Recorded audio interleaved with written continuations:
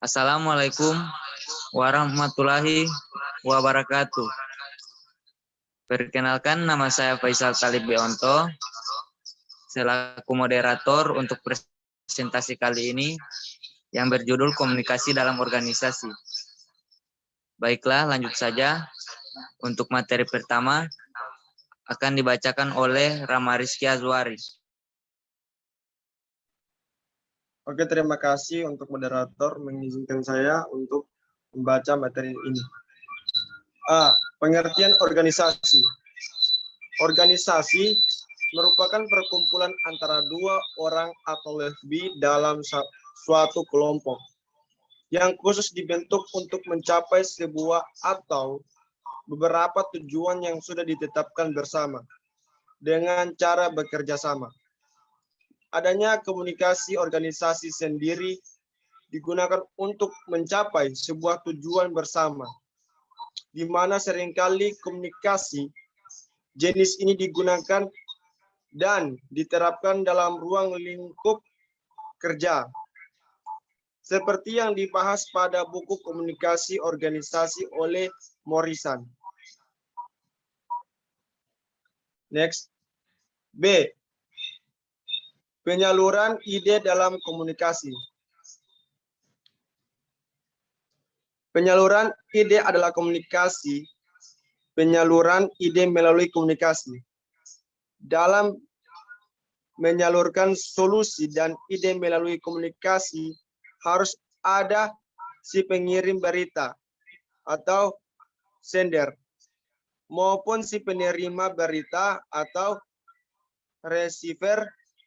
Solusi untuk menyalurkan komunikasi pun dari si pengirim berita memiliki tahapan-tahapan tertentu dan tidak diambil seenaknya.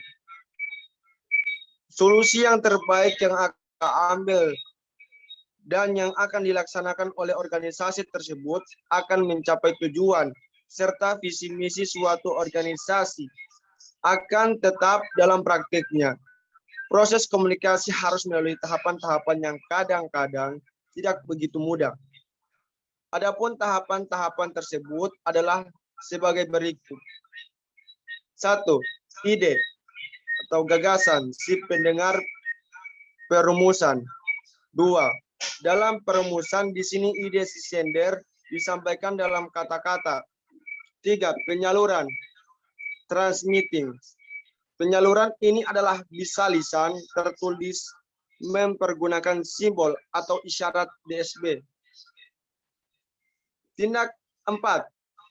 Tindakan dalam tindakan ini sebagai contoh, misalnya perintah-perintah dalam organisasi dilaksanakan.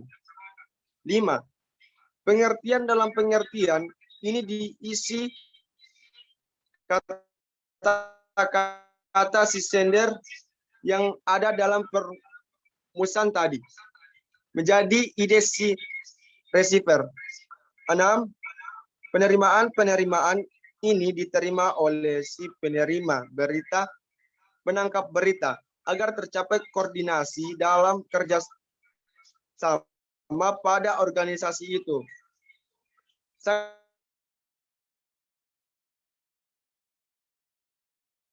Sehingga koordinasi dan kerjasama benar-benar dapat dilaksanakan setepat-tepatnya juga. Next.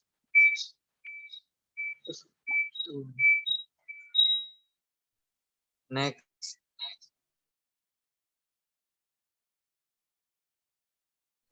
C. Pola komunikasi. Secara umum, terdapat beberapa pola atau struktur komunikasi dalam organisasi, yaitu bentuk roda, lingkaran, dan rantai. Yang pertama adalah pola roda, merupakan komunikasi dengan dua saluran di mana setiap karyawan akan mengirim dan menerima pesan ke pusat komunikasi, dan pusat komunikasi akan mendistribusikan DA, menerima serta informasi yang diterimanya. Pada contoh bentuk roda ini, atasan biasanya merupakan sumber komunikasi. Ia mengirimkan informasi ke semua bawahannya. Yang kedua, pola Y, Pada pola Y ini, pusat komunikasi tidak dapat berkomunikasi langsung dengan seluruh individu. Ada individu yang komunikasinya harus melalui individu lain. Pola rantai. Pola rantai hampir sama dengan pola lingkaran. Hanya saja di sini ada dua individu yang berada di akhir jaringan, sehingga hanya dapat mengirim dan menerima pesan dari suatu posisi. Pola lingkaran. Pola komunikasi lingkaran memungkinkan masing-masing individu untuk mengirim pesan ke sebelah kiri atau ke sebelah kanannya. Namun demikian, individu tidak dapat mengirim dan menerima pesan secara langsung ke seluruh karyawan. Next. D. Hambatan-hambatan dalam komunikasi. Yang pertama, hambatan teknik. Hambatan jenis ini timbul karena lingkungan yang memberikan dampak pencegahan terhadap kelancaran pengiriman dan penerimaan pesan. Contoh, suara bising, cetakan yang tidak jelas, dan tidak ada sinyal. 2. Hambatan simantik. Simantik adalah pengertian yang diungkapkan lewat bahasa.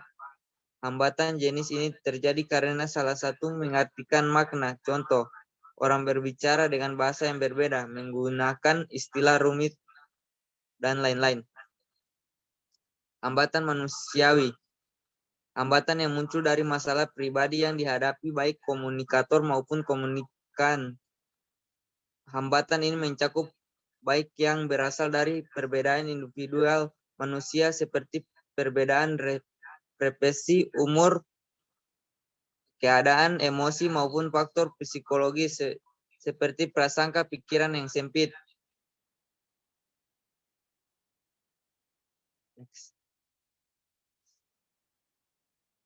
Next.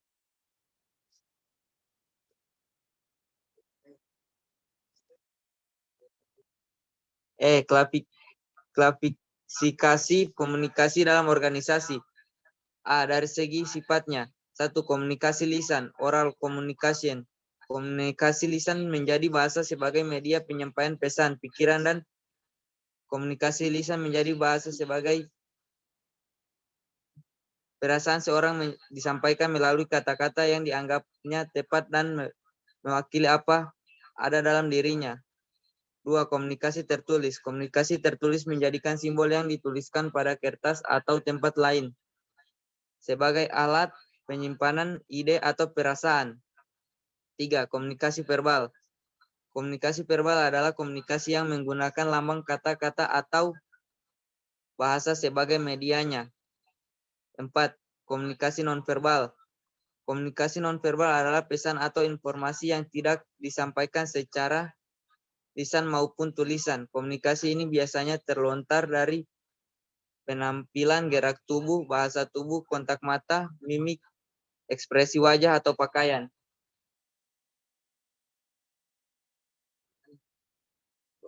Baiklah, itu saja presentasi dari kelompok kami.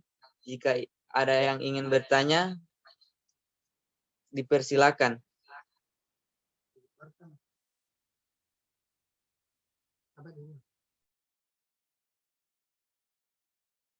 Izin moderator, saya ingin bertanya.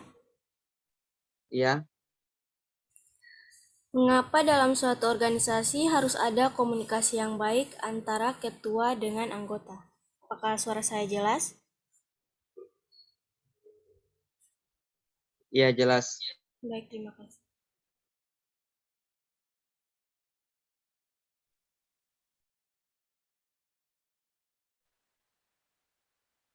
Moderator, Ya. saya ingin bertanya.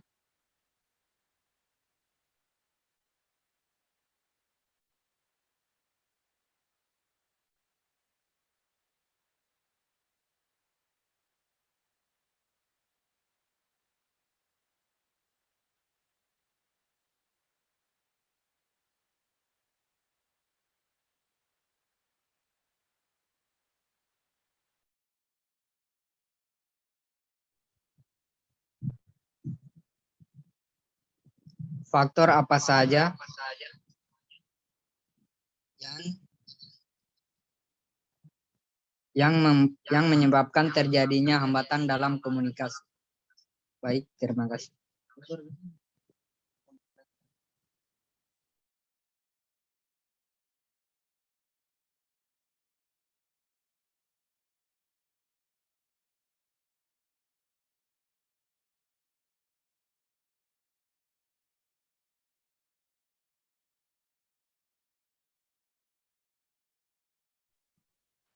Oke, saya akan menjawab pertanyaan dari Juwinda.